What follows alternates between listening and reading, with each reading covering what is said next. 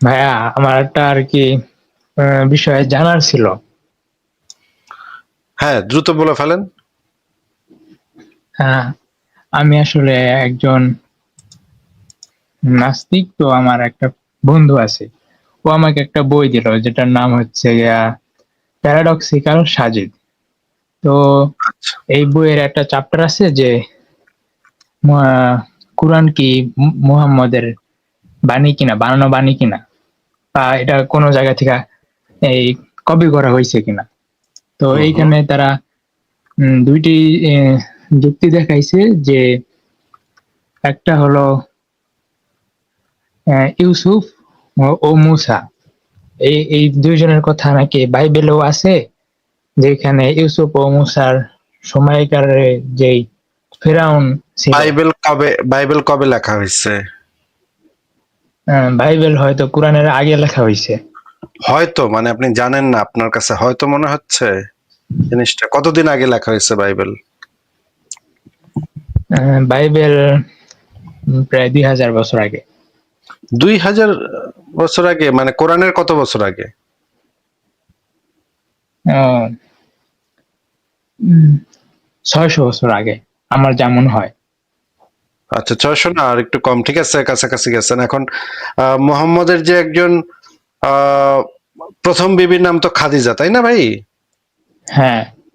খাদিজার যে একজন চাচাতো ভাই ছিল ওয়ারাকা বিন নওফেল, নাম শুনছেন? না, মাত্র শুনলাম আর কি আপনার থেকে। আচ্ছা, এই ওয়ারাকা বিন নওফেল ছিল বাইবেলের ওপরে একজন বিশেষজ্ঞ। তিনি ছিলেন ওই অঞ্চলের একজন খ্রিস্টান এবং একজন প্রখ্যাত খ্রিস্টান, যিনি বাইবেলের ওপরে ছিলেন পণ্ডিত।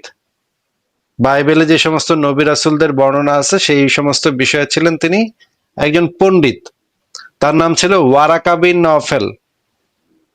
এবং মুহাম্মদ যখন হেরা পর্বতের গুহায় গিয়া ভয় পাইছে, তখন খাদিজা এই ওয়ারাকা বিন নওফেলের কাছে মুহাম্মদকে নিয়ে গেছিল জিজ্ঞেস করতে বা সান্ত্বনা দিতে যে ঘটনা কি ঘটছে। তখন এই ওয়ারাকা বিন নওফেল বলছিল যে তোমার উপরে আল্লাহর ওহী আসছে। তখন মুহাম্মদ জানতে পারলো যে সে আসলে নবী। এইটা আসলে ওয়ারাকা বিন নওফেল মুহাম্মদ রে বলছে যে তুমি আসলে নবী, তোমার কাছে জিব্রাইল আইছিল, যে জিব্রাইল মুসার কাছে আইছিল। তার মানে সেই অঞ্চলে তার আশেপাশে পরিবারের সদস্যদের মধ্যেই তো বাইবেলের উপরে বিশেষজ্ঞ মানুষ ছিল নাকি? হ্যাঁ। তার পরিবারেই যদি এরকমের একজন, এই ওয়ারাকা বিন নওফেল যে শুধু বিশেষজ্ঞ ছিল তাই না, তিনি বাইবেলকে আরবি ভাষাতে, কুরাইশদের যে আরবি ভাষা সেই আরবি ভাষায় অনুবাদ করাও শুরু করছিলেন, কিন্তু শেষ করতে পারেন নাই। মোটামুটি কাজ অনেকখানি আগায় গেছিল, কিন্তু শেষ কমপ্লিটটা সে করতে পারে নাই, সে তার আগে মরে গেছে। এখন এত বড় একজন বাইবেল বিশেষজ্ঞ, নবী রাসূলদের জীবনী বিশেষজ্ঞ যদি পরিবারের ভিতরে থাকে, তাহলে তো মুহাম্মদের পক্ষে এটা জানা খুবই স্বাভাবিক যে মুসার কি হয়েছিল বা ফেরাউনের কি হয়েছিল বা ইউসুফের কি হয়েছিল, এইগুলা জানা কি খুব স্বাভাবিক বিষয় না? হ্যাঁ, এইটা খুব স্বাভাবিক বিষয়, কিন্তু এইখানে আছে যে বাইবেলে একটা ভুল আছে, ঐতিহাসিক ভুল, যেটা কিনা কোরআনে নাই। কোরআনে যেটা সঠিক করে লেখা হয়েছে। না না, আমি আপনাকে এমন জিনিস দেখাবো আজকে যে বাইবেলেও ভুল আছে, কোরআনেও ভুল আছে। আচ্ছা ঠিক আছে, আপনি আগে প্রথমে দেখান, তারপর আমি দেখাচ্ছি। এইখানে এই বইটাতে যেটা বলা আছে আপনাকে পুরোপুরি শোনাই যে কোরআনে ইউসুফ এবং মুসা আলাইহিস সালামের দুজনের কথাই আছে। অবাক করা ব্যাপার হচ্ছে কোরআন ইউসুফ আলাইহিস সালামের বেলায় শাসকদের ক্ষেত্রে রাজা শব্দ এবং মুসা আলাইহিস সালামের সময় শাসকদের বেলায় ফিরাউন শব্দটি ব্যবহার করেছে। কিন্তু বাইবেলে এই দুইজনের ব্যাপারেই ফেরাউন শব্দ ব্যবহার করা হয়েছে। ওয়েট ওয়েট ওয়েট, কোরআনে তো এখানে তাহলে একটা ভুল আছে। কারণ হচ্ছে গিয়ে কোরআনে বলা আছে না যে ফেরাউন যখন মুসার পিছনে দৌড়াইলো তখন মুসা সমুদ্র পার হয়ে ওই পাশে চলে গেল, এটা বলা আছে না? হ্যাঁ। এইখানে তো ভুল আছে, কারণ ফেরাউন বলে তো কোনো একক কোনো ব্যক্তি কখনো কোথাও ছিল না। ফেরাউন হচ্ছে একটা উপাধি মাত্র। তাহলে কোরআনে যে লেখা আছে ফেরাউন মুসার পিছনে গেল, ফেরাউন তো একটা আহ এটা একটা উপাধি, এটা তো কোনো ব্যক্তি বিশেষের নাম হইতে পারে না। ফেরাউন কিভাবে যাইতে পারে, বা ফেরাউনের লাশও বা কিভাবে ভাইসা উঠতে পারে? ফেরাউনের লাশ তো ভাইসা উঠতে পারে না, ওই ব্যক্তির একটা নাম আছে, সেই নাম ধরে সেই কোরআনের ভিতরে থাকা উচিত ছিল, তাই না? হ্যাঁ তাহলে তো কোরআনের ভিতরে এই জায়গাটাতে ভুল আছে। সে ফেরাউন কেন বলছে? ফেরাউন বলতে তো কোনো একক ব্যক্তি বোঝায় না, নাকি ভাই? হ্যাঁ আচ্ছা, হ্যাঁ এবার হ্যাঁ আমি আপনাকে কয়েকটা জিনিস দেখাই যে কোরআনের ভিতরে যে কত গান্ডায় গান্ডায় ভুল আমরা দেখাইছি, সেগুলো দেখাইতে দেখাইতে তো আমরা টায়ার্ড হয়ে গেছি। হ্যাঁ, আমরা মনে করেন টায়ার্ড হয়ে গেছি। কোরআনের ট্রিনিটি সম্পর্কে, ট্রিনিটি কি এটা কি আপনি জানেন কিনা একটু বলেন তো? না খ্রিস্টানদের ট্রিনিটি কি? না তো না জানলে তো তাহলে আপনাকে বইলা তো লাভ নাই। উম, তাহলে বইলা লাভ হবে কেমনে? আচ্ছা, ঠিক আছে। আহ, যেই জিনিস, জিনিসটা কি আপনি ওইটা একটু আমাকে একটু বলেন, তারপর না হয় বলেন। ভাই আপনাকে তো এখন মানে স্পুন ফিডিং করা তো আপনার আমার পক্ষে সম্ভব না ভাই। এখন তো আপনার যদি সরে অসরা থেকে শিখাইতে হয়, আমার সরে অতে অজগর এখান থেকে যদি শিখাইতে হয়, এটা তো একটা বিপদ, তাই না? আমি তো এত আপনার পিছনে এত সময় নষ্ট করে এত ভেঙ্গা ভেঙ্গা সরে অসরে ক খ গ ঘ ম চ ছ জ ঝ নিয় এখান থেকে শুরু করতে পারবো না ভাই। হ্যাঁ, আপনাকে আমি যে জিনিসটা দেখাই, তাহলে এই জিনিসটা আপনি দেখে সাথে সাথে বুঝবেন। আপনি কি স্কুলে পড়েন না কলেজে পড়েন বলেন তো? উম, স্কুল আমি কলেজ তো পাস করছেন? আমি স্কুলে পড়ি, 10-এ। মনে মনে হয় যে স্কুল বা কলেজে পড়েন, এটাই যেটা কথাবার্তার ইয়া দেখে যেটা মনে হইতেছে। প্যারাডক্সিক্যাল সাজেস্ট যেহেতু পড়েন আপনি, সেহেতু স্কুল কলেজের বালক হওয়ার কথা আর কি। যাই হোক, ঠিক আছে, আমি আপনাকে দেখাচ্ছি যে কোরআনের একটা আয়াত প্রথমে আমরা দেখি যে কোরআন এবং হাদিসে এই জিনিসটা কি বলা আছে আমরা একটু দেখি। কোরআনে তো বলা আছে যে আকাশ এবং পৃথিবীকে আল্লাহ পাক কয়দিনে সৃষ্টি করছে ভাই? 6 দিনে। 6 দিনে। তোমার প্রতিপালক সেই আল্লাহ, যিনি আকাশ ও ভূমণ্ডল সৃষ্টি করেছেন 6 দিনে। তিনি আসমান এবং জমিনকে 6 দিনে সৃষ্টি করেছেন। আল্লাহ আকাশ ও জমিন এবং দুয়ের মাঝে যা আছে সবকিছু 6 দিনে সৃষ্টি করেছেন। এই জিনিসটা কোরআন এবং তাফসিরে এই জিনিসটাই বলা আছে। এখন আমরা একটা মুহাম্মদের বক্তব্যটা একটু শুনি, এই বিষয়ে কি মুহাম্মদ কি বলছে। এই হাদিসটা একটু আমাদেরকে একটু পড়ে শোনান তো ভাই, এখানে কি লেখা? হযরত আবু হুরায়রা রাদিয়াল্লাহু আনহু থেকে বর্ণিত, তিনি বলেন, রাসূলুল্লাহ সাল্লাল্লাহু আলাইহি সাল্লাম আমার হাত ধরে বললেন, আল্লাহ তাআলা শনিবার দিন মাটি সৃষ্টি করলেন এবং পর্বত সৃষ্টি করলেন। রবিবার দিন, সোমবার দিন তিনি বৃক্ষরাজি সৃষ্টি করলেন। মঙ্গলবার দিন তিনি বিপদ-আপদ সৃষ্টি করলেন। তিনি নূর সৃষ্টি করেন। বুধবার দিন তিনি বৃহস্পতিবার দিন পৃথিবীতে পশু-পাখি ছড়িয়ে দেন এবং জুমার দিন আসরের পর, জুমার দিনের শেষ মুহূর্তে অর্থাৎ আসরের থেকে নিয়ে রাত পর্যন্ত সময়ের মধ্যবর্তী সময়ের সর্বশেষ মাখলুক আদম আলাইহিস সালামকে সৃষ্টি করেন। আচ্ছা আচ্ছা, তার মানে এই যে যদিও 7 দিন হয়ে গেছে, কিন্তু তারপরেও আমরা ধরে নিই শনিবার থেকে শুক্রবার দিন, এই মাঝখানে যে 7 দিন বা 6 দিন, 6 দিনের ভিতরে বাদ বাকি সৃষ্টি করছে, আর সপ্তম দিনে মানুষের সৃষ্টি করছে, নাকি ভাই? হ্যাঁ আচ্ছা, এটা হচ্ছে নবী মুহাম্মদের কথা, এটা একটা সহিহ হাদিস, সহিহ মুসলিমের। এটা তো অস্বীকার করার কোনো, মুসলমানের অস্বীকার করার কোনো উপায় নেই। আর এটাও পড়ি, এটাও একই হাদিস। রাসূলুল্লাহ বলেছেন, আল্লাহ তাআলা শনিবার দিন মাটি সৃষ্টি করেন, রবিবার দিন তিনি পর্বত সৃষ্টি করেন, সোমবার দিন তিনি বৃক্ষরাজি সৃষ্টি করেন এবং মঙ্গলবার দিন বিপদ আপদ, বুধবার দিন তিনি নূর সৃষ্টি করেন। এখন এই নূরটা মানে হচ্ছে কি, এখানে সূর্যকে বোঝানো হচ্ছে। এই যে দেখেন, নূর সৃষ্টি করেন বুধবার দিন, এখানে নূর বলতে সূর্যকে বোঝানো হচ্ছে। তো এইটা হচ্ছে নবী মুহাম্মদের কথা, নাকি ভাই?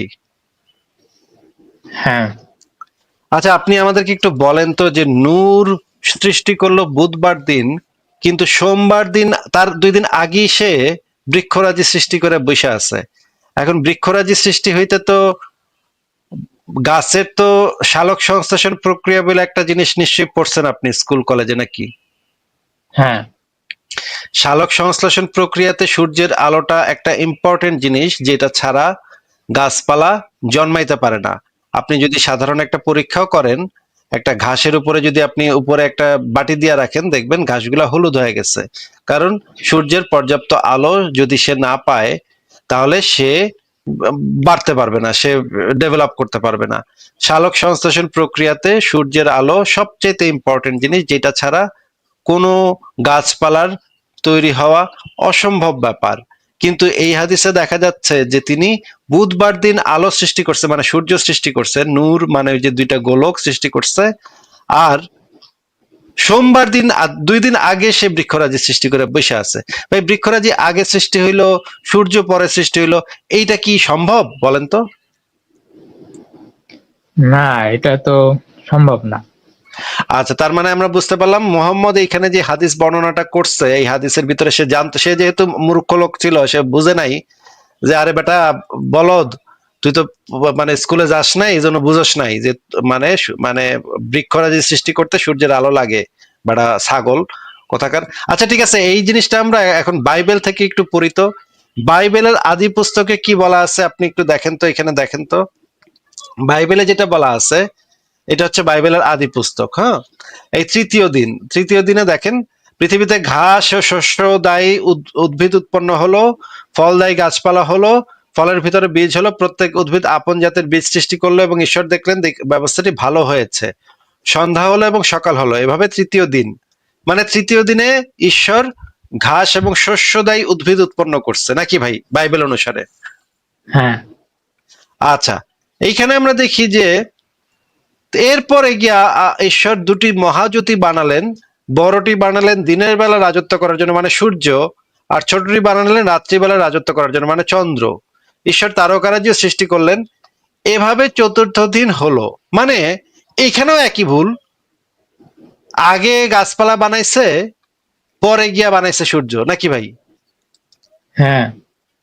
তার মানে বাইবেলে যে ভুলটা আছে, বাইবেলের যে লেখক সেই বেড়ায় যেটা, যে অশিক্ষিত মূর্খ সুনাহাগা ছিল, বলদার বাচ্চা বলদা ছিল, যেটা বুঝে নাই যে গাছপালা হইতে সূর্য লাগে, এটা যে বাইবেলের লেখক তো এটা বুঝে নাই। এমন এখন দেখা গেল এখান থেকে কপি মাইরা মোহাম্মদ মাইরা দিছে, মোহাম্মদ মাইরা একই ভুল করে ফেলাইছে, সেও একই ভুল করছে। মোহাম্মদ আর বুঝে নাই যে এখানে তোর কপি করণের সময় এই বৃক্ষরাজিরে পরে দাঁড়ানো লাগবো আর সূর্যরে দাঁড়ানো লাগবো আগে, তাইলে এটা সেন্স মেক করতো নাকি? হ্যাঁ। তার মানে আমরা কি এখান থেকে বুঝতে পারতেছি না যে এই বাইবেল থেকে মোহাম্মদ কিছু কিছু জিনিস শুনছিল, কিন্তু এই হিসাব নিকাশ সে ঠিকভাবে বুঝে ওঠে নাই, বা ভালো করে শুনে নাই, বা একটু ভুলভাল করে ফেলাইছে। ভুলভাল করে এই যে এমনে লিখছে, সে কইছে এমনে, বাইবেলে আসিল এমনে, বাইবেলে আসিল এই যে প্রথমে এটা বানাইলো পৃথিবী, পৃথিবী আর এক জায়গায় নাম দিল সাগর, তারপরে এইভাবে প্রথম দিন হইলো, তারপর দ্বিতীয় দিন হইলো, তারপর তৃতীয় দিনে গাছপালা বানাইলো, চতুর্থ দিন বানাইলো সূর্য আর চাঁদ, তারপরে বানাইলো পঞ্চম দিনে জীবজন্তু বানাইলো পঞ্চম দিন, ষষ্ঠ দিন বানাইলো, এই যে এইভাবে এইভাবে ষষ্ঠ দিন হলো। এই যে যে ধারাবাহিক ভাবে ঈশ্বর যেগুলো বানাইছে বলে বাইবেলে দাবি করা আছে, মোহাম্মদ এই জিনিসটারই একটু ঘুরায় পেঁচায় কইছে, একটু অন্যভাবে কইছে। মোহাম্মদ কইছে শনিবার দিন মাটি সৃষ্টি করেন, রবিবার দিন পাহাড় সৃষ্টি, সোমবার দিন বৃক্ষরাজি সৃষ্টি, মঙ্গলবার দিন বিপদ আপদ, বুধবার দিন নূর সৃষ্টি করে, বৃহস্পতিবার দিন পশু পাখি ছড়িয়ে দেন। ভাই, কথা তো একই এবং ভুলটাও একই, তাই না? হ্যাঁ। তার মানে দেখা যাচ্ছে এখান থেকে পরিষ্কার যে মোহাম্মদ ওই টুকলিফাই করছে। দেখবেন যে পরীক্ষা দিতে বসছেন যখন, দেখবেন পিছনের বেঞ্চের পোলা আপনার খাতা দেখা লিখে ফেলাইছে, কিন্তু লিখতে গিয়ে আসে হাতের লেখা বুঝে নাই, অনেক কিছু হাতের লেখা বুঝে নেই, লিখতে গিয়ে আসে কিছু কিছু জিনিস ভুল করে লাইছে। এরকম তো হয় নাকি ভাই? হ্যাঁ। দূরের থেকে দেখে দেখে লিখলে অনেক জায়গায় বানান টানান ঠিক থাকে না, অনেক কিছু মিল থাকে না ম্যাথমেটিক। কিন্তু এখানে তো আসল জিনিস যেটা সেখানে ভুল করছে যেটা হচ্ছে মেইন পয়েন্ট, মেইন ফ্যাক্টর, যে বাইবেলে যেটা ভুল আছে যে সূর্যরে সৃষ্টি করার আগেই গাছপালা বানায় বৈশা রয়েছে। মানে মোহাম্মদও দেখা যাচ্ছে একই ভুল করছে, সূর্যরে বানানোর আগে গাছপালা বানায় বৈশা রয়েছে। তার মানে দুইটাই তো ডাব্বা পাইছে, তাই না? এই পরীক্ষা যদি যখন আমি নিমু তখন দেখবো দুইটাই ডাব্বা পাইছে। এইটারে বাইবেলের টুকলিফাই করে মোহাম্মদ লিখছে, মোহাম্মদের ডাব্বা, বাইবেলের ডাব্বা, নাকি ভাই? হ্যাঁ। তাহলে এখন বলেন, এটা কি আপনার কাছে প্যারাডক্সিক্যাল সাজিদ ইসলামের দলিল, নাকি এই যে এই জিনিসটা যেটা আমি কোরআন হাদিস থেকে দেখালাম, কোরআন হাদিস থেকে যেটা আমি দেখালাম সেটা কি ইসলামের দলিল কিনা? আমি প্যারাডক্সিক্যাল সাজিদের শত শত জিনিস আমি দেখাইতে পারবো ভুল, কতগুলা ভুল আছে, কতগুলা মিথ্যা কথা আছে, সেগুলো আমি শত শত দেখাইতে পারবো আপনাকে। আপনি কি সংশয়.com এর কোনো লেখা পড়ছেন? হ্যাঁ, আপনার লেখা আমি মাঝে মাঝেই পড়ি। ঠিক আছে, সংশয়.com এর জ্ঞানকোষ পাতাতে এই বিষয়ে অনেকগুলা লেখা আছে, আপনি একটু গিয়ে আগে পড়েন, তারপর সেগুলো নিয়ে আলোচনা করতে হইলে আইসেন, তখন আমরা আলোচনা করব আপনার সাথে। আচ্ছা, ঠিক আছে, ধন্যবাদ ভাই। ঠিক আছে ভাই, ভালো থাকেন, তাহলে বিদায় জানাই আপনাকে। ভাইয়া ওই যে সূরা মায়েদার 32 নম্বর আয়াতে একটু রেফারেন্স, মানে প্রেক্ষাপটের একটু রেফারেন্সটা দরকার ছিল। কি রেফারেন্স দরকার ছিল? এখানে আমার একটা ফ্রেন্ডের সাথে আমার হয়েছিল, ফ্রেন্ড বলতেছে এটা নাকি পুরা মানব জাতি সম্পর্কে বলছে, মানব জাতি সম্পর্কে তো এটা বলা হয় নাই, কিন্তু আমি আচ্ছা আচ্ছা, এক নম্বর কথা হচ্ছে ভাই, আপনার কথা শোনা মাঝখানে শোনা যায় নাই, আপনার কথায় আটকে গেছিল। এটা হয়তো নেটের কারণে। ভাই এখন শোনা যায়? এখন শোনা যাচ্ছে। ঠিক আছে, আমি বের করছি তাহলে ওই আয়াত এবং ওই বিষয়ে কি কি আছে সবকিছু বের করছি, আমরা আস্তে আস্তে দেখি তাহলে সেই আয়াতে কি বলা আছে। কেউ যদি কোনো মানুষকে হত্যা করে তাহলে সে যেন পুরো মানব জাতিকে হত্যা করলো। এখানে কোরআনের আয়াত ফার্স্টে বলা হয়েছে। হ্যাঁ, প্রথমে আমরা একটু দেখি হ্যাঁ। যে মাইদার 32 নম্বর আয়াতে আসলে এক্স্যাক্টলি কি বলা আছে, সেটা আমরা একটু আগে দেখে নিই। বলা হচ্ছে যে আমি বনি ইসরায়েলের উপর হুকুম দিলাম। বনি ইসরায়েল, আমার প্রশ্নটা এখানেই। আচ্ছা এইখানে তো শেষ হয়ে গেল ভাই, আলোচনা এখানেই শেষ হয়ে গেল। হ্যাঁ, এটা আমি বলতেছি কেবলমাত্র বনি ইসরায়েলদের জন্য কেন বললো এটা আল্লাহ? এটা কেন মানে পৃথিবীর মানুষের জন্য বললো না? তো ওখানে মনে করেন যা করে মুমিনরা তাই করতেছে। আচ্ছা ঠিক আছে, করুক। তারপরে ধরেন সে আপনাকে যদি বলে যে না এটা মুসলমানদের জন্য প্রযোজ্য, যদি সে এটা বলে, তাহলে দ্বিতীয় স্টেপে গেলে আমি বলছি এটা আসলে মুসলমানদের কথা বলা হয়েছে, যে ও বলতেছে না এটা সমগ্র মানব জাতির জন্য প্রযোজ্য। দ্বিতীয় স্টেপে গেলে আমরা যে জিনিসটা দেখতে পাই, আমরা একটু দেখি যে এই ভিডিওটা আমরা একটু দেখি আগে। না দাঁড়ান এক সেকেন্ড, আমি একটু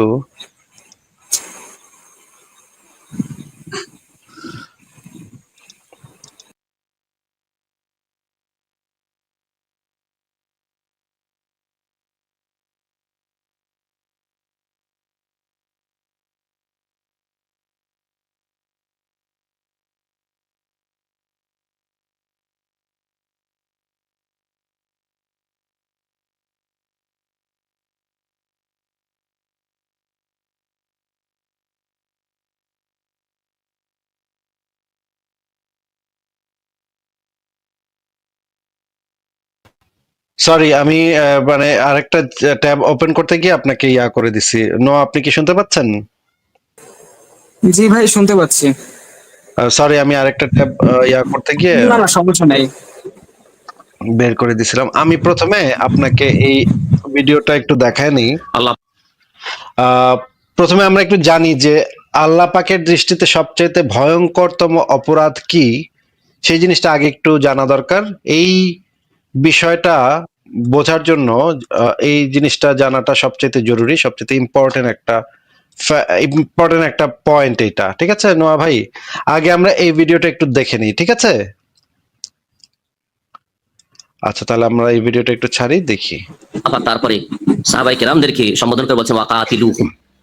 এই সম্বোধন সরাসরি নবী সাল্লাল্লাহু আলাইহি ওয়াসাল্লাম সাহাবায়ে কেরামদেরকে রয়েছে, আর পরোক্ষভাবে কিয়ামত পর্যন্ত সকল মুমিন মুসলিম যাদেরকে আল্লাহ পাক ক্ষমতা দিয়েছেন, শাসন ক্ষমতা দিয়েছেন, তাদেরকে রয়েছে। ওয়াকাতিলুহুম হাত্তা লা তাকুনা ফিতনাহ। তোমরা আল্লাহ দ্রোহীদের বিরুদ্ধে, কাফের মুশরিকদের বিরুদ্ধে সশস্ত্র লড়াই করো। হাত্তা লা তাকুনা ফিতনা, যতদিন পর্যন্ত পৃথিবীতে ফিতনা থাকে, যতদিন ফিতনা না মুছে যায়। এই ফিতনার তাফসীর নবী সাল্লাল্লাহু আলাইহি ওয়াসাল্লাম সাহাবায়ে কেরাম থেকে বর্ণিত রয়েছে, সেটা হচ্ছে শিরক। শিরক হচ্ছে সবচেয়ে বড় ফিতনা। শিরক হচ্ছে সবচেয়ে বড় ফিতনা। আল্লাহর সবচেয়ে বড় হক হচ্ছে কি? তাওহীদ, আল্লাহর একত্ব, অন্যের প্রতিষ্ঠা করা। আল্লাহর একত্ব বিরোধী হচ্ছে তাওহীদ, বিরোধী হচ্ছে শিরক। সুতরাং যখন সবচেয়ে বড় আল্লাহ পাকের হক হচ্ছে তাওহীদ, আল্লাহর একত্ব, তাহলে বহুত্ববাদ শিরক হচ্ছে সবচেয়ে বড় জুলম এবং সবচেয়ে বড় ফিতনা। যতদিন আল্লাহর জমিনে ফিতনা রয়েছে, জমিন আল্লাহর আর মানুষও আল্লাহর মাখলুক সৃষ্টি, আল্লাহর জমিনে আল্লাহর সৃষ্টি মাখলুক মানুষ গায়রুল্লাহকে সিজদা করে, দুর্গা দরগা সিজদা করে, এইরকম যতদিন পর্যন্ত থাকবে ততদিন পর্যন্ত সশস্ত্র লড়াই চালিয়ে যা, ততদিন পর্যন্ত জিহাদ ফি সাবিল অব্যাহত থাকবে। এই হচ্ছে কোরআনে কারীমের বিধান। আর যদি একেবারে দুর্বল আল হয়, আচ্ছা, আমরা যে জিনিসটা বুঝলাম, আল্লাহর দৃষ্টিতে সবচেয়ে ভয়ঙ্করতম অপরাধ হইতেছে শিরক, যেটার কোনো ক্ষমা নাই, যেটা সবচেয়ে অপছন্দনীয় আল্লাহ পাকের কাছে, এবং এইটা তো সবচেয়ে বড় অপরাধ, তাই না নোয়া ভাই? জি ভাই, আচ্ছা, এখন 100 আমরা খুন মাফ হয়ে যাবে এটার জন্য। এটা মাফ হবে না। হ্যাঁ, এখন আমরা আয়াতটা আবারও একটু পড়ি, দেখি যে এই আয়াতে আবার কি বলা আছে, আবার একটু পড়ি। এই আয়াতে যেটা বলা আছে যে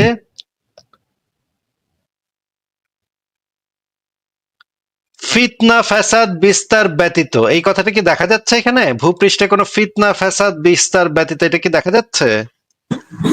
জি ভাই, দেখা যাচ্ছে। এটা আপনার কোন লেখা বা টাইটেলটা কি? এই লেখাটার নাম হচ্ছে নিরাপরাধ মানুষকে হত্যা, মানব জাতিকে হত্যা। ও, এই আয়াতটা হচ্ছে মানে মোহাম্মদ চুরি করছে তালমুদ থেকে। হ্যাঁ, মানে মানে তাওরাত থেকেও না, এটা কিন্তু মানে এখানে একটা মজার ব্যাপার আছে ভাই, এখানে খুব মজার একটা ব্যাপার আছে যে আপনি কি জানেন যে তাওরাত কাকে বলে আর তালমুদ কাকে বলে? না ভাই, এটা জানি না।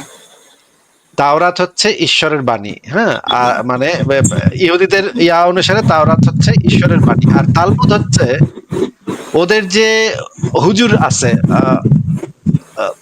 ইহুদিদের যে হুজুররা আছে, আলেমরা আছে, আলেমদের বক্তব্য, আলেমদের প্র্যাকটিস, আলেমদের ব্যাখ্যা। ঠিক আছে? জি এখন এই আয়াতটা হচ্ছে তালমুদের আয়াত ভাই, এটা কিন্তু আল্লাহ পাক নাজিল করে নাই। আল্লাহ পাক কিন্তু মানে ইহুদিদের উপর এটা নাজিল করে নাই। এটা ছিল, এই যে দেখেন তালমুদের একদম সরাসরি কপি আমি দিয়ে দিছি, এটা হচ্ছে সেই ব্যাবিলনিয়ান তালমুদে এটা এই আয়াতটা আছে। এই যে দেখেন এই জিনিসটা, এই কথাটাই যে destroy a single soul of Israel, scripture imputes guilt to him as though he had destroyed a complete world। দেখা যাচ্ছে ভাই? ফোনে দেখতেছি তো ছোট ছোট, আমি পরে পড়ে নিব, সমস্যা নাই। আচ্ছা, এইটা হচ্ছে তালমুদের একটা ভার্স। হ্যাঁ, এই তালমুদটা কিন্তু ঈশ্বর প্রেরিত কেতাব না, কিন্তু তালমুদটা কিন্তু ওই যে ইহুদি রাবাইদের লিখিত কেতাব। ইহুদি রাবাইরা এগুলা লিখছে, এই বিধানাবলী ইহুদি রাবাইরা লিখছে। মুহাম্মদ এটা তালমুদের এই কথাটা শুই না, সে ভাবছে এটা মনে হয় আল্লাহ পাঠাইছিল ইহুদিদেরকে, এই জন্য সে বলতেছে, এই কারণেই এই যে কোরআনের আল্লাহ এখানে বলতেছে, আমি ইসরায়েলিদের উপর হুকুম দিলাম যে, কিন্তু এই হুকুমটা তো, আরে বেটা, এই হুকুমটা তো আল্লাহ দেয় না, এই হুকুমটা ইহুদি রাবাইদের লিখিত তালমুদের ভার্স এটা। মানে মুহাম্মদ কত বেকুব ছিল, মুহাম্মদ কত অশিক্ষিত মূর্খ গাধা ছিল, সে তাওরাত আর তালমুদের পার্থক্য বুঝতে পারেনি। সে জানতো না যে কোনটারে তালমুদ বলে, কোনটারে তাওরাত বলে। এই জন্য সে তালমুদের ভার্সে মনে করছে তাওরাত, সে এইটার উপরে ভিত্তি করে কোরআনের আয়াত নাজিল করে ফেলাইছে। ঠিক আছে, এটা হচ্ছে 1 নম্বর কথা। 2 নম্বর কথা হচ্ছে, এই আয়াতে বলা আছে জমিনে ফাসাদ, ফিতনা ফাসাদ সৃষ্টি ব্যতীত। দেখেন, ফিতনা ফাসাদ, ইসলামের দৃষ্টিতে ফিতনা ফাসাদ কাকে বলে আমরা যদি একটু পড়ি, এই যে দেখেন সে একই শব্দ ফিতনা ফাসাদ ব্যবহার করা হয়েছে এখানে। পরের আয়াতটা তো একই জিনিস ব্যবহার করা হয়েছে, যে ফিতনা ফাসাদ জমিনে বিশৃঙ্খলা সৃষ্টি। এখন ফিতনা ফাসাদ কাকে বলে সেই জিনিসটা আমরা একটু দেখি। এইখানে যে জিনিসটা বলা হয়েছে দেখেন, ফাসাদিন বা ফিতনা ফাসাদ সৃষ্টির কারণ ব্যতীত, এটা হচ্ছে সূরা লুকমানের 13 নম্বর আয়াত, সূরা নিসার 48 নম্বর আয়াতে যে জিনিসটা বলা হয়েছে, আল্লাহর সাথে কোনো কিছুকে শিরক করো না। শিরক হচ্ছে অবশ্যই বিরাট জুলুম। শিরক হলো সবচেয়ে বড় জুলুম, এই জিনিসটাই তো লেখা আছে এই আয়াতে, নাকি ভাই? জি ভাই। এবং সূরা নিসার 48 নম্বর আয়াতে বলা আছে, আল্লাহ তার সাথে অংশী স্থাপনকারীকে ক্ষমা করবেন না, যে কেহ আল্লাহর অংশী স্থির করে মহাপাপে আবদ্ধ হলো। তার মানে হচ্ছে শিরক হচ্ছে সবচেয়ে ভয়ঙ্করতম অপরাধ, এবং একজন শিরকারী বিধর্মী কখনোই ইসলামের দৃষ্টিতে নিরাপদ নয়। আমরা যদি তাফসির গ্রন্থ দেখি, তাফসিরে যেটা বলা আছে, পৃথিবীতে সবচেয়ে বড় বিশৃঙ্খলা হচ্ছে শিরক। আলোচ্য বাক্যে ফিতনা অপসারিত না হওয়া পর্যন্ত যুদ্ধ করার নির্দেশ দেওয়া হয়েছে, অর্থাৎ মুশরিকরা যতক্ষণ পর্যন্ত শিরিক পরিত্যাগ না করবে অথবা মুসলিমদের একচ্ছত্র কর্তৃত্ব মেনে নিয়ে জিজিয়া দিতে সম্মত না হবে, ততক্ষণ পর্যন্ত সংগ্রাম করতে হবে তাদের বিরুদ্ধে। এই জিনিসটা বলা আছে, এই যে দেখেন তাফসিরে এই জিনিসটাই বলা আছে। ফিতনা মানে হচ্ছে গিয়ে যতক্ষণ পর্যন্ত ফিতনা দূরীভূত হয়ে আল্লাহর দিন সামগ্রিকভাবে প্রতিষ্ঠিত হয়। ফিতনা অর্থ বিশৃঙ্খলা, আর পৃথিবীতে সবচেয়ে বড় বিশৃঙ্খলা হচ্ছে শিরক। তার মানে এই যে এই আয়াতের যে ফিতনা ফাসাদ, এই জিনিসটা তো অমুসলিমদের বেলায় প্রযোজ্য না। অমুসলিমরা তো অলরেডি ফিতনা ফাসাদ করতেছে। অমুসলিমরা তো আর নিরাপদ না ইসলামের দৃষ্টিতে, নিরাপরাধ না ইসলামের দৃষ্টিতে, তাই না? হ্যাঁ জি। তাহলে অমুসলিমরা যেহেতু শিরক করতেছে, এটাই তো ইসলামের দৃষ্টিতে সবচেয়ে বড় ফিতনা ফাসাদ। এই আয়াতে বলা আছে যে আমি বনী ইসরাইলের উপর হুকুম দিলাম যে যে ব্যক্তি কাউকে হত্যা কিংবা জমিনে ফাসাদ সৃষ্টি করা ছাড়া এই যে ফিতনা ফাসাদ সৃষ্টি করা ছাড়া যে কাউকে হত্যা করলো, তার কিন্তু এটার এই ক্যাটাগরির ভিতরে তো ওরা পড়বে না, যারা হচ্ছে কাফের তারা তো এই ক্যাটাগরির ভিতরে পড়বে না। তার মানে এই আয়াতটা যদি মুসলমানরা ফলো করেও, এই আয়াতটা প্রযোজ্য হবে শুধু আরেকজন মুসলিমের ক্ষেত্রে। এইটা তো কাফেরদের ক্ষেত্রে প্রযোজ্য হবে না, যে কাফেরদেরকে মারলে সেটা সমগ্র মানব জাতিকে মেরে ফেলা হইলো, এটা তো কাফেরদের ক্ষেত্রে প্রযোজ্য হবে না, তাই না? আমার পয়েন্টটা কি আপনি বুঝতে পেরেছেন? জি জি, বুঝতে পেরেছি।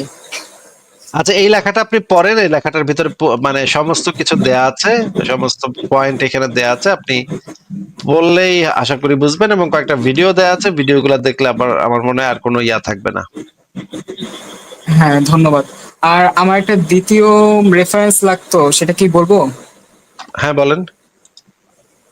একটা হাদিস আছে এরকম যে নবীকে নিয়ে এক মহিলা গালিগালাজ করতো, তারপর তাকে পেটে ছুরি মেরে হত্যা করা হয়েছিল, তার মনিব হত্যা করছিল।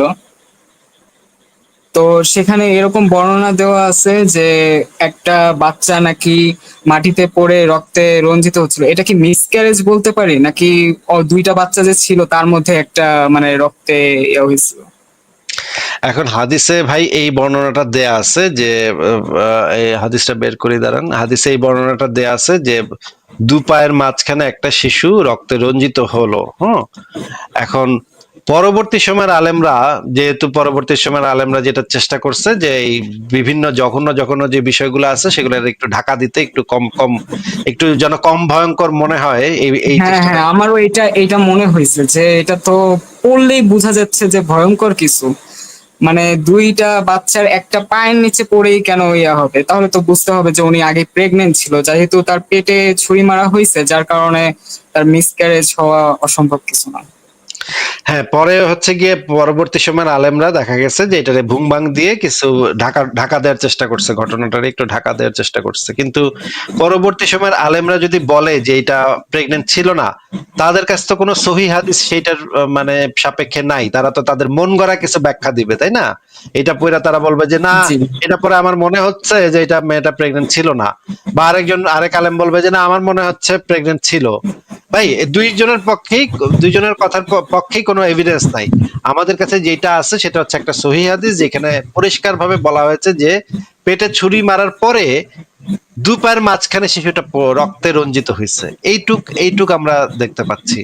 এইটা দ্বারা তো আমরা এটাই বুঝবো যে আমাদের কাছে তো এটাই প্রতীয়মান হবে যে এখানে পেটে যেহেতু মানে ছুরি দিয়ে চাপটা দিচ্ছে এবং হ্যাঁ এবং হ্যাঁ তারপরেই এই রক্তে রঞ্জিত হয়ে বাচ্চাটা নিচে পড়ছে, তাহলে তো এই জিনিসটাই যৌক্তিক ভাবে তো এই জিনিসটাই আসে যে পেটে থেকেই বাচ্চাটা পড়ছে। জি ভাই, এইটাই প্রশ্ন ছিল। আমি এই পর্যন্ত প্রায় 30 জনের সাথে কথা বলছি। সবাইকে যদি কোরআন হাদিস থেকে আমি আম গাছ দেখাই, ওরা বলে না না না, এটা আম গাছ না, এটা তাল গাছ। তো এই মানে ওরা কি যে করে আপনি তো জানেন অলরেডি। মানে সত্য মাশাআল্লাহ। প্রমাণ করার জন্য যা কিছু সম্ভব, তাকিয়াবাজি, মানে যা কিছু সম্ভব, এগুলোর সাথে তো আপনি অলরেডি পরিচিত। আমি ইদানিং দেখতেছি ওদের। হ্যাঁ, প্রথমে এসে তারা বলবে না এরকম কোনো হাদিসই নাই, না এরকম কোনো কোরআনের আয়াতই নাই। একটু বিশ্বাসই পরে করে না, একদম নাক চোখে মানে অস্বীকার করে। একটু পরে যখন আমি হাদিসটা বাইর করি তখন সে করে কি হাদিসের ব্যাখ্যা দেওয়া শুরু করে, আরে তুই বেটারা একটু আগে কইলে এরকম কোনো হাদিস নাই, এখন তুই পরে আবার হাদিস দেখালে হাদিসও বিশ্বাস করে না, কয় এগুলো হাদিস অনেক পরে লেখা হয়েছে এগুলা। হাদিস সহিহ হাদিস লাস্টে যদি দিয়া না মানে মানে- হাদিসও বিশ্বাস করে না, কয় এই হাদিস হলো গিয়ে ইতে লেখা হয়েছে।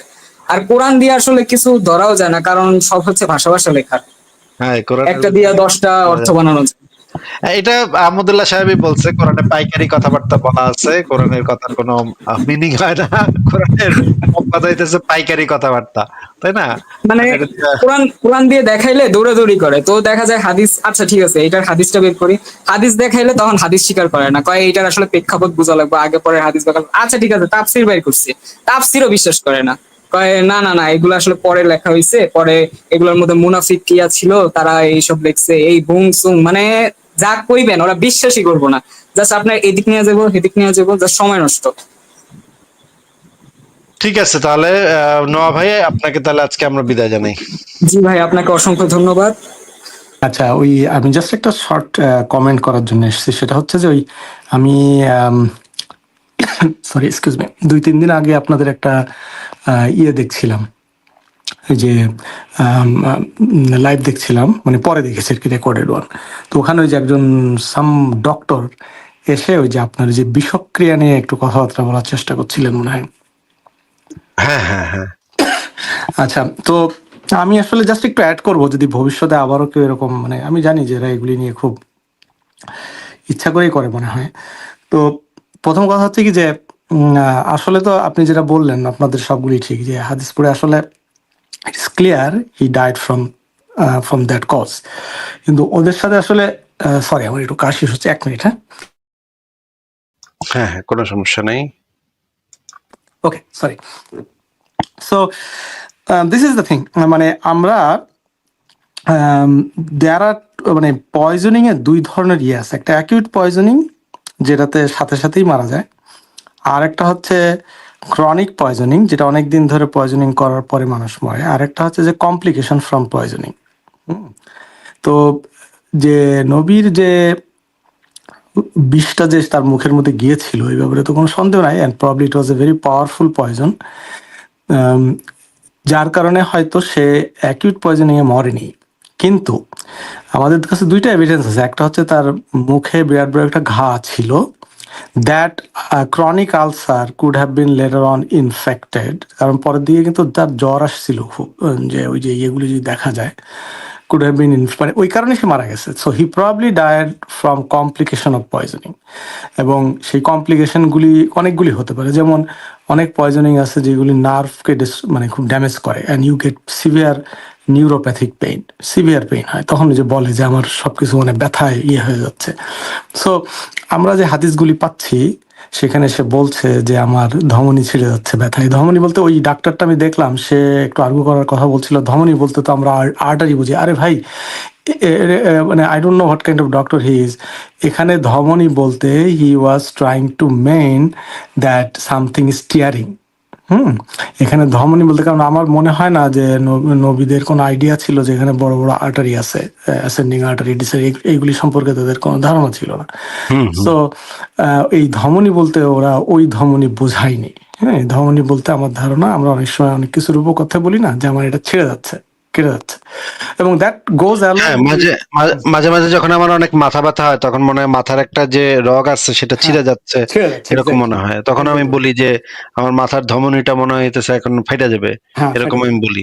এরকমই আমরা বলি, এবং এটা দিয়ে ওইটাই বোঝানো হয়েছে। কিন্তু তো এই জন্য আমি বললাম যে ভবিষ্যতে যে আবার যদি কখনো কেউ আসে, আপনি এই আর্গুমেন্টটা দিয়েছেন আমি দেখেছি, তারপরেও যে মানে একটা সুন্দর মানে ভাগ ভাগ করে বলে যে দেখেন আপনারা তো ডাক্তারি পড়েন, আপনারা ভালো করেই জানেন যে ওখানে আপনার কমপ্লিকেশন ফ্রম অ্যাকিউট পয়জনিং, সেটার কারণেও মানুষ মরে, এবং সেই কমপ্লিকেশনগুলি কি হতে পারে সেটা আপনারা ভালো করেই জানেন। যেমন তার একটা ক্রনিক আলসার ছিল, it could have been infected, it could have chronic ulcer অনেক সময় ক্যান্সার হয়ে যায়, it could have turned into cancer after 4 years. হ্যাঁ, কারণ আপনি এটা ভালো করে জানেন যে কোনো ওরাল ক্রনিক ক্যান্সার কিন্তু ক্যান্সার হতে পারে। So এবং তার আর্সেনিকের মাত্রা বেশি থাকলে সেখান থেকেও ক্যান্সার হতে পারে, আরো নানা ধরনের কিডনিতে নানা ধরনের কিডনিতে সমস্যা। দাঁড়িয়ে হতে পারে। এবং তার যে নিউরোপ্যাথিক পেন ছিল এ ব্যাপারে কোনো সন্দেহ নাই, কারণ সে বলছে যে তার ওই যে ব্যথা হচ্ছে, ছিঁড়ে যাচ্ছে। So he definitely died from complication of poisoning. হ্যাঁ, এ ব্যাপারে মানে যদি কখনো এটা আর কি, জাস্ট এটি অ্যাড করার জন্য আর কি। ভাই এই জিনিসগুলো না এত ভালোভাবে আমরা এতবার লাইভ করছি, এগুলো নিয়ে এত ভালোভাবে আমরা হ্যাঁ, এগুলো নিয়ে ডিসকাস করছি, তারপরেও কয়েকদিন পরে পরে আবার নতুন নতুন আরেকজন যুক্ত হয়, কিন্তু যখন তারা যুক্ত হয় তখন তারা শোনার আগ্রহটা তাদের থাকে না, যে আমাদের পয়েন্টটা কি সেটা তো আগে শুনবে, তাই না? জি। মানে আমরা কি বলতে চাচ্ছি, হুম। তাদের পয়েন্ট তো আমরা জানি, তাদের পয়েন্ট আর নতুন কিছু বলার নেই, তাদের নবী অলৌকিক, তাদের নবী সেরা নবী, আল্লাহ পাক পাঠাইছে, এটা তো সবাই জানি, আমরা তো তাদের পয়েন্ট জানি, এখন আমাদের পয়েন্টটা তো তাদের শুনতে হবে, তাই না? এক্স্যাক্টলি। এটা তো হ্যাঁ, এবং পয়েন্ট শুধু শোনা না, এবং এর সাথে আরেকটা জিনিস যেটা হচ্ছে যে ওই যে ওই ভদ্রলোক বলতে চাচ্ছিল যে মানুষ তো মরেই, মানুষ তো আরে ভাই, বিষয়টা এটা না। বিষয়টা হচ্ছে যে তুমি যখন এক জায়গায় দাবি করছো যে তোমার নবীকে রক্ষা করার জন্য ফেরেশতারা যুদ্ধ করেছে, হ্যাঁ, তোমার নবী শত শত বছর পরে কি হবে সেইগুলি বলে গেছে, তোমার নবী এই কি বলে অনেক রকম রোগের চিকিৎসার কথা বলে গেছে, অথচ he didn't have a clue until he put the meat inside his mouth যে এটার মধ্যে বিষ আছে। হুম। ফেরেশতারা এসে তাকে হেল্প করে নাই।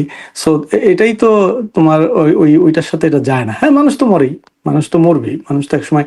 কিন্তু কথা হচ্ছে যে নবী কি জানতো যে মানে যে হ্যাঁ, এটা আল্লাহর ইচ্ছায় হচ্ছে, আমি এরকম বিষ খেয়েছি, আল্লাহ আমাকে একসময় তো নিবেই, সো আমি তো মারাই যাবো। সো ব্যাপারটা তো তা না।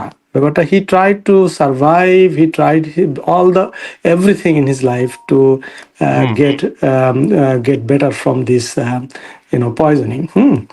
তো এখন এখন আরেকটা ইম্পর্টেন্ট কোশ্চেন এখান থেকে আসে, ওয়াকার ভাই, সেটা হচ্ছে যে নবী মোহাম্মদ তো আল্লাহ পাকের সবচেয়ে ফেভারিট পার্সন, সমস্ত বিশ্বে, সমস্ত ইউনিভার্সে সবচেয়ে ফেভারিট পার্সন তো নবী মোহাম্মদ, নাকি ভাই? ইয়েস, এক্স্যাক্টলি, সর্বকালের সর্বশ্রেষ্ঠ বলে ওরা।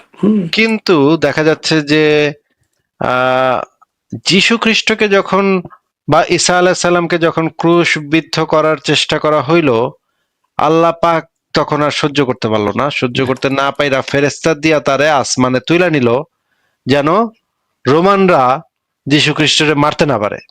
চিন্তা করেন, Yeah. যীশু খ্রিস্টের ব্যথা নিয়া আল্লাহ পাক এত চিন্তিত ছিল যে যীশু খ্রিস্টের একেবারে তুইলা নিচ্ছে, আবার কিয়ামতের আগে আগে তারা আবার নামাবে। হ্যাঁ, মানে আল্লাহ পাক কিন্তু টেনশনে পড়ে গেছে যে আমার যীশু খ্রিস্ট আহারে, ওরে মানে রোমানরা ধইরা এইভাবে এইভাবে অত্যাচার করবে, আমি ওরে বাঁচায় দিই। এই বাঁচানটা বাঁচাইলো যীশু খ্রিস্টরে, কিন্তু আমাগো নবীরে পাত্তাই দিল না। আল্লাহ পাক মানে কোথায় কোথায় মরলো আমাদের নবী, আমাদের এত দয়াল নবী কোথায় কোথায় কুত্তার মতো করে মরলো, আল্লাহ কিন্তু পাত্তাও দিল না। চিন্তা করেন।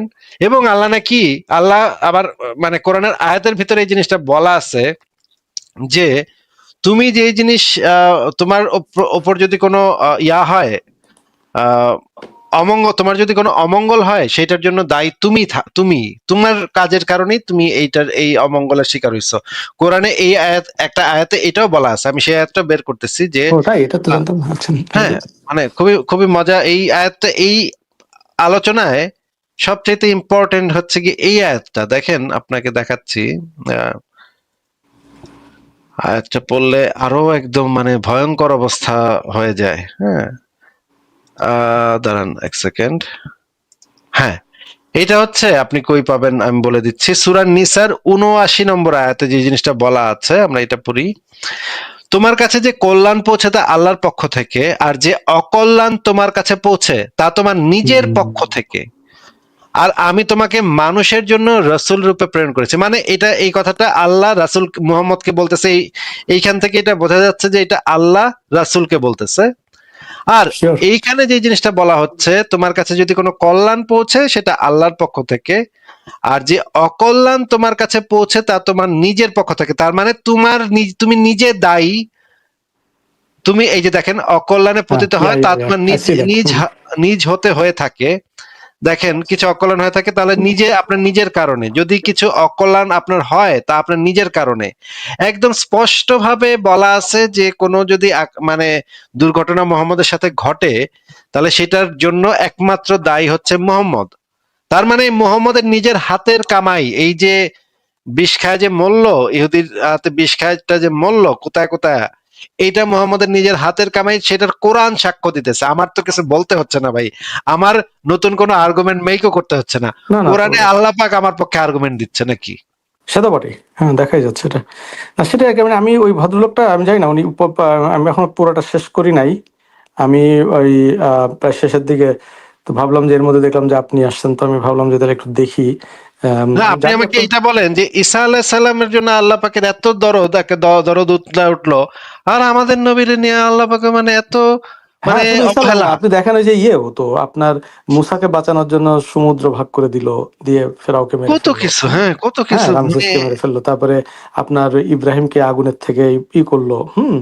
আর একটা ইহুদি বুড়ি এসে ইহুদি মহিলা এসে বললো যে তুমি যদি বাদশাহ হও তাহলে তোমার হাত থেকে আমি জনগণকে রক্ষা দিলাম, শান্তি দিলাম, আর যদি তুমি নবী হও তাহলে তো এই বিষ তোমার কোনো ক্ষতি করতে পারবে না।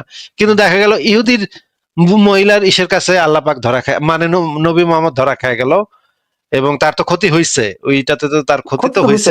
কারণ ওই যে আরেকটা জায়গা আছে না, যে দেখা গেছে যে উনি ওই যে আপনাদের এটাতে আমি দেখেছি ওই হাদিসটা, যে হি ওয়াজ, মানে ইট ওয়াজ সো পেইনফুল, যে ঠান্ডা পানি আনতে বললো, পানির মধ্যে হাত ঢুকাই দিল, হাত মুখ ঢুকাই দিছিল উনি, দিয়ে বললো, এরকম একটা হাদিস আছে না, যে পানি আনা হলো, পানির মধ্যে উনি মুখ টুক ঢুকে, তার মানে কি he was suffering from severe neuropathic pain, এ ব্যাপারে কোনো সন্দেহ নাই। এবং ওই যে পরের দিকে তার জ্বরও আসছিল।